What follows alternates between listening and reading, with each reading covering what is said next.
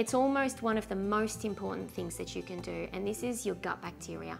So your gut bacteria are responsible for making your brain chemicals. So this is the factory of your brain chemicals and actually the factory of your entire body for all of the protein. So all of the repair of your muscles and your tissue, all of your hormones are all manufactured in the gut. So to do this, you have certain bacteria that do the manufacturing.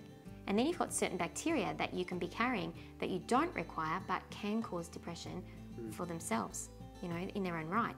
So one of the most common ones a lot of people hear about, but they can sometimes think it's a bad one, but it's not, is E. coli.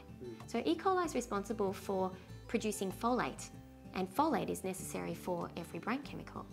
Folate is also necessary for the production of tryptophan and tyrosine and phenylalanine, and all of these are amino acids or proteins. And all of these proteins are necessary for the production of every brain chemical. So if you have any problem with your E. coli, if you don't have enough E. coli, you can't make your own brain chemicals. And this is when people are reliant on antidepressants, or they're reliant on supplements with those nutrients in them to feel good every day. The key is to correct the gut, and then you can take them off the things that they're using to support themselves and get their body making the brain chemicals themselves. Sure. Because you should be able to do that at any time in someone's life, if you can get that balance right. Sure. So E. coli is one component, but one of the biggest problems, and I'm finding this in 90% of my patients with depression, is there's a range of bacteria that produce D-lactic acid. Okay? The D-lactic acid is a nerve toxin. When you eat carbohydrates, these bacteria convert the carbons from the carbohydrates into D-lactic acid, and that D-lactic acid amplifies every emotion you have.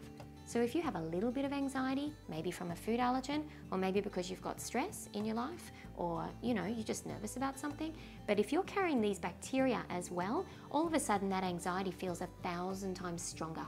Or if you've got a little bit of sadness, that sadness feels like severe depression. So depending on the level of infection that you have, and you can pick up these infections anytime in your life. If you travel to third world countries, we pick it up from other humans. So you drink the tap water, you get barley belly, we call it, or you know, diarrhea, vomiting, a cold, flu, anything like that at any time in your life, and you could have picked up a huge dose or even a little dose of these bacteria. Sure. And gradually over the years, these bacteria will grow and multiply. The more they grow, then the more carbohydrates you eat, and carbohydrates are not the enemy. So we need to know that limiting carbohydrates is great for some things, but if you need to do it long term to control bacteria, that's not the answer. Sure. The answer is controlling the bacteria so that you can have those carbs without offending you. So when we talk about bacteria and the gut-brain connection, I mean, we sort of skipped over that, but that's a bit of a big news. I mean, the gut and the brain are connected, because for me, when I originally got into this, helping my dad recover from depression and anxiety, you know, that research was coming out and it was a big deal. I mean, when you first start looking into it, you think, well, everything would originate in the brain, and the brain would be the origin of these issues, so let's fix the brain. But now it's all about the gut. You know, tell me a little bit about that.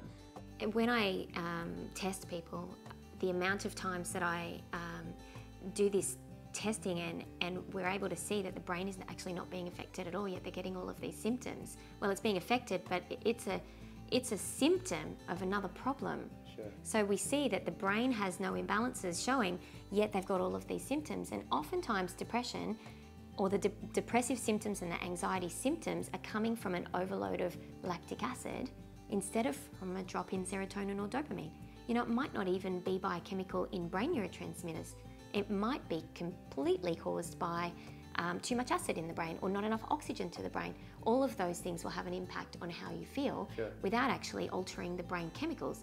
So if you are then given antidepressants to treat the problems and you don't respond to antidepressants, it's a good indicator to say that this isn't even coming from the brain. We really need to look somewhere else.